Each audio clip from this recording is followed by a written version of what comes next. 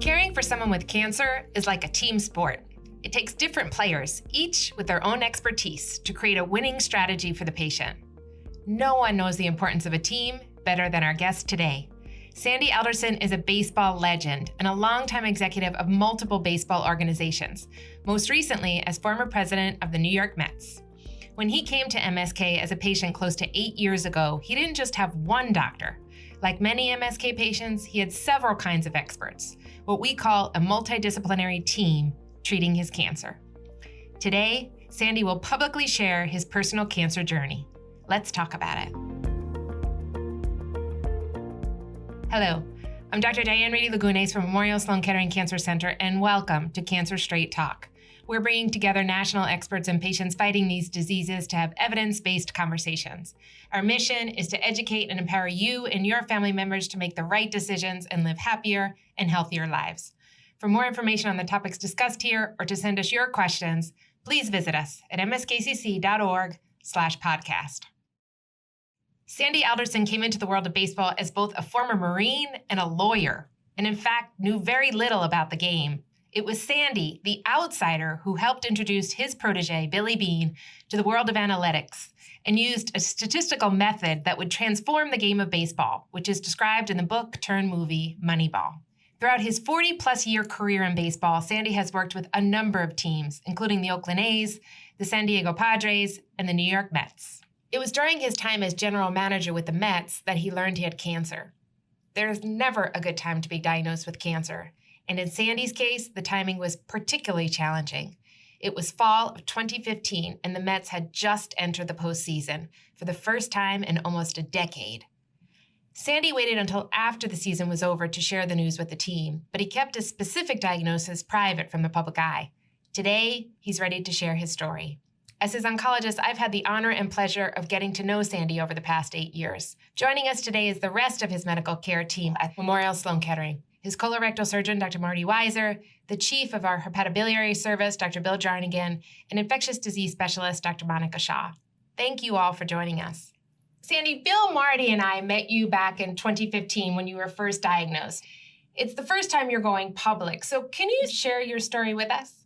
Sure. We had just clinched the National League East championship in Cincinnati, and we had moved on to Philadelphia, where I was scheduled to get hernia surgery. And the doctor did an MRI in preparation for that surgery and discovered something entirely different. And a day later, I was referred to you and your team, and that's where the journey began.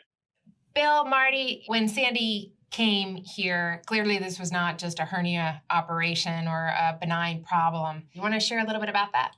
It was clear that this was an intestinal cancer of some sort with spread of the disease. And, as a liver surgeon, not the first person to talk to about treatment. The need was for other expertise, Dr. Weiser, Dr. Reidy, to get involved in managing this as an initial step. My involvement would come later. And then at that point, we secured the diagnosis of metastatic appendix cancer.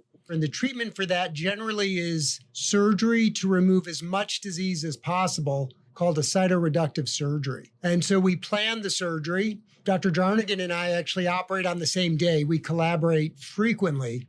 I started the operation, and it wasn't this well-differentiated appendix cancer that can be easily debulked.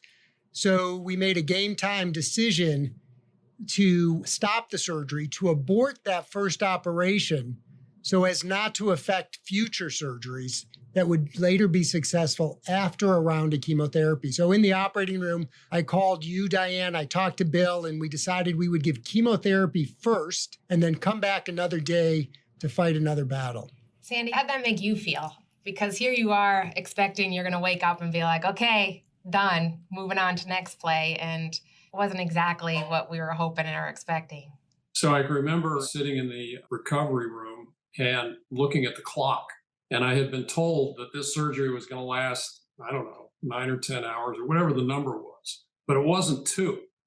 And so I thought to myself, wait a minute, this has only lasted 2 hours. I'm not sure what's going on here. And then as I woke up, there was sort of a phalanx of doctors in front of me, as I recall, saying Plan B. It was a little bit of a surprise. I wouldn't say it was depressing, but it was certainly a recalibration over the next 4 or 5 days sitting in the hospital waiting to get out and thinking about the fact that there'd be another one. But I will say the most important thing was over the ensuing 2 or 3 days was the confidence that the doctors expressed, just the tone of voice, the confidence that they had that this was a minor setback, something that would just require a different approach. I can remember virtually everything that was said to me during that first day in the hospital. Dr. Weiser came in and said, "Don't worry about it." And Diane came in and said, "Don't worry about it." And Dr. Jarnigan the same. So I didn't worry about it. And I think what I've found over the last 8 years is following the doctors and not worrying about it is a good approach on behalf of any patient. It is, and yet sometimes it's so hard for patients. And understandingly, it can be quite disappointing and devastating when you're expecting a surgery and you got to go to plan B. You did get some chemotherapy, and thank heavens you had a beautiful response and went back to the operating room in 2016. How'd that go? That went great. The only problem with that surgery was that I missed Bartolo Colon's only lifetime home run in San Diego.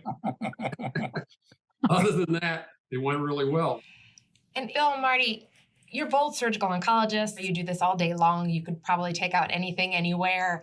And yet both of you were in that operating room to help. Can you speak a little bit about the expertise even in the operating room? Because in some places, you may have one general surgeon that's doing the treatment itself and the surgery, which can be quite overwhelming depending on the surgery that you're actually undergoing. To keep up the baseball analogy, the bench is quite deep here, and there are a lot of people that we can call on. You're always better as a team than as an individual, and we don't hesitate to call someone in. It's not a sign of weakness, it's really a sign of strength. That's what we did here, and it was very successful. The chemotherapy worked beautifully, and we were able to remove all visible disease, and we were all quite happy. And his recovery was pretty straightforward considering the massive operation he had. Thankfully, it was a success. A couple of years later, the cancer did come back, or when we say come back, really what we meant is that there were microscopic cells that were still there that eventually started to grow and been off and on therapy since then. But Sandy, I want to just go back to the fact that not only were you postseason in this like hurricane of lots of different things going on all at once in your original diagnosis, but you were clearly in a really high profile role at the time and you wanted to keep it on the down low. But what is that like for you when you are kind of dealing with a lot of stuff and certainly had your friends and family for support, but yet there is a certain responsibility in those high profile jobs? Do you say something? Do you not say something, et cetera? It's a very good question and one that I've wrestled with over time. Given the fact the Mets were in the postseason and ultimately got to the World Series, it just wasn't the right time to disclose any sort of information that would have been a distraction. Distraction for the players, the staff. So pretty much kept it to myself for, a month or so. Wouldn't say it was difficult. It was unusual thinking about it and sort of having to internalize it without talking about it much beyond my family. But one of the reasons that I didn't disclose the exact nature of the cancer for so long is that I didn't want to really be identified by it. And I felt that if I disclosed the type of cancer it was, there'd be doctors or people opining frequently over probabilities of this or that and what have you. And that's something I didn't want. In fact, something I've pretty much ignored over the last 8 years. I spent a lot of time dealing with analytics and probabilities in baseball, but ultimately got to play the game. And sometimes we overload players with too much information. And rightly or wrongly, the approach I've taken is, look, I have total confidence in the medical team. They've demonstrated their entitlement to that confidence more than once. I don't spend a lot of time second guessing. And I think many of our listeners, that resonates because we don't want the cancer to define who we are. It's a part of, the reality of what you have to deal with, but it doesn't have to define you and who you are. And patients will tell me, like, people look at me a different way or talk to me in a different way. And that could be a lot. Yeah, and there's no question about that. And they often evaluate you through that lens as well. For example, if I'm trying to be patient and make a measured decision, that's kind of my style, as opposed to that's a function of the disease. No, it's not. But at the same time, that's the way that things can be characterized. You also sort of leaned in to the role you were playing as a leader and in your profession because it was therapeutic, I think.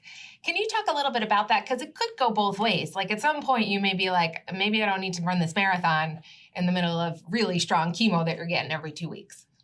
I've always been able to compartmentalize, which I think is valuable. I don't worry about the next scan 3 or 4 months in advance. I've also found that the busier I am, the better I do. So that was also the back of my mind. I think you stay busy, you have less time to think about certain things. And that doesn't mean you forget about them entirely.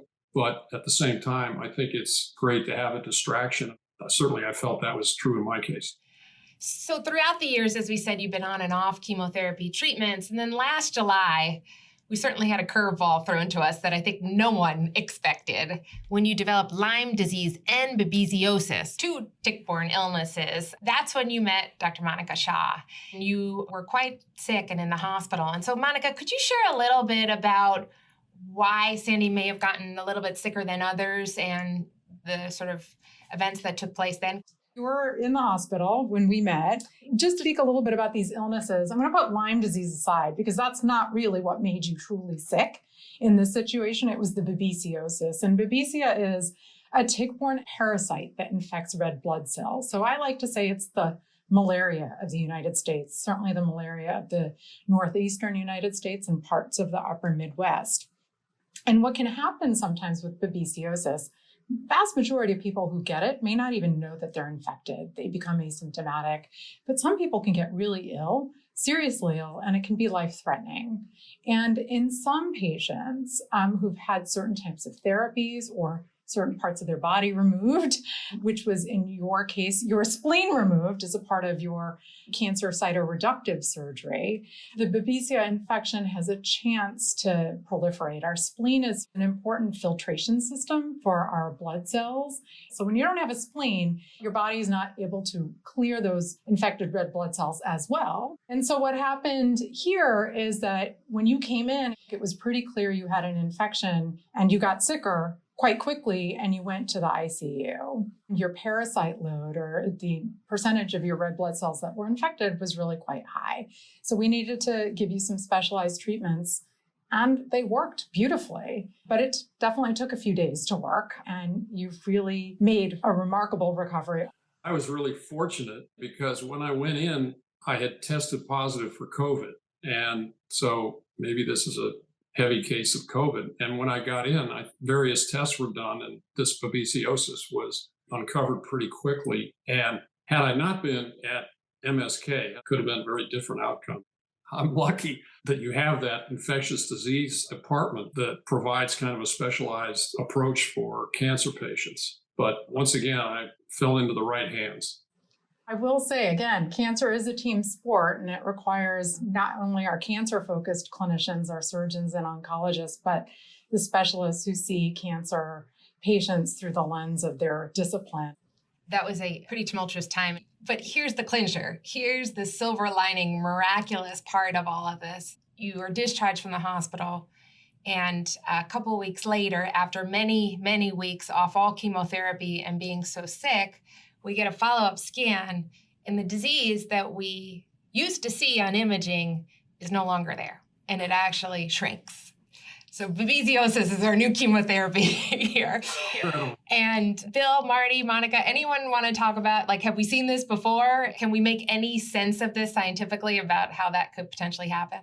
And this is going back hundreds of years, what we would call toxin-based immunotherapy or bacterial immunotherapy or Cooley's toxin, which were basically bacterial products that are, obviously formed in the setting of bacterial infections, were used in medicines that might have caused a regression of tumors. And of course, cancer-directed immunotherapy is quite honestly now an established field, different mechanism of action, but this probably represents the earliest form of immunotherapy. I don't think any of us can prove that it was the babesiosis that caused the regression, but it is compelling. I wouldn't recommend it as an approach because there are quite a lot of harms associated. Don't do this at home. Yeah, please, folks, don't get infected intentionally. Obviously, that's the harm of the Cooley's toxin approach, and which is why it is not used in modern practice these days, and that there are safer ways to unleash our immune system without using bacterial byproducts to do so, although we can never prove causation. But it is certainly a real silver lining in your story, Mr. Alderson. It was a shock, but like I said at the outset, you got to play the game, right? And you don't know what's going to happen. And this was an incredible turn of events. Diane, it's an interesting approach that Sandy has. He's mentioned it before that you have to play the game. And Bill and I just had clinic today, and we see newly diagnosed cancer patients, and they really want the playbook, as Monica said. They want to know how it's going to go in every possibility. And we just don't know. We have to make game time decisions all the time and then follow those through. So it's something to learn from, but it's hard to do. And Sandy was particularly good at going with the flow. You know, I'm also extraordinarily lucky. There are others who've been diagnosed with cancers that are proved to be far more deadly. I've used the poker analogy. You get dealt a hand, and sometimes it's not a good one. You play it the best you can. I have a tremendous amount of respect for those who fight the good fight spiritually, but have been dealt a really terrible hand. Fortunately, mine has not been as bad as many, many others. I think that's absolutely right. That's one of the first things that all of us try to share with a patient, that there's something about the biology of that cancer that we can't change. And so I may give exactly the same regimens as Bill and Marty may do the exact same surgery, and Monica may treat patients that have infections, and it just doesn't go the way we want. So I do think that's a really important message to convey. Sandy, does your love of sports actually get you through the day, though? Anything that you might share with us that actually gives you that faith and sort of calmness that many patients aren't able to achieve? This has not been the case over the entire 8 years, but I have gotten to the point where I don't worry about it, because as time has gone on, my expectation has evolved. It's not my expectation that it'll never come back, but it is my expectation that if it does come back, I and we will deal with it. So from that standpoint, I worry less about it. But I've been through it enough so that the next whatever doesn't surprise me one way or the other. The thing about baseball, too, is that I've been in the game 40 years. I've been to the World Series 4 times. That's not a great batting average, but it's typical or better. That probably tempers one's expectations. So deal with the disappointment, but at the same time, recognize that there's always tomorrow, there's always next season, there's always something to look forward to. You raise an important point that a lot of patients have trouble with, and that is to try and, in between scans, in between treatments, to try and live as normal a life as possible, which many people can't do. It's tough. They're always focusing on the next scan. And I think, unfortunately, a lot of people miss out on a lot of life because of that. I would say that was probably true for me initially. And it took a while to get out of that little spiral. And again, it's a function of one's own outlook, family and friends, and work or some sort of diversion that just limits the number of hours a day you can think about it. That's the first step.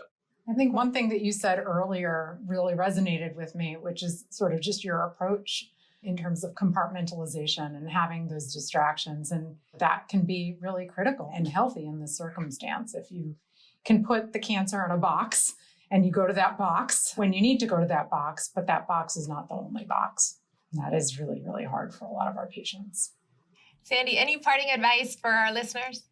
Well, look, I'm one person. I've got one set of data, but what I guess I would recommend is that people offload a lot of their anxiety as much as they possibly can to their medical team and develop a reliance on that team and less reliance on kind of third-party advice or suggestion or information. I don't want my mind filled with a bunch of statistics and stuff and try to figure out where I or someone sits on the continuum of survival, I guess. I don't worry about that. I can't say that I did the first month or so, but since that time, as I've developed better understanding of my particular situation and the team that I have at MSK and my family and friends and so forth, I've worried less and less about it. Bill, Marty, Monica, any closing advice? Listen to the patient. I'm listening to Mr. Alderson. Can't say it better than he did. That's right. Agree. Absolutely. Sandy, thank you so much for coming on and joining us today. Thanks for giving me the opportunity. I appreciate it.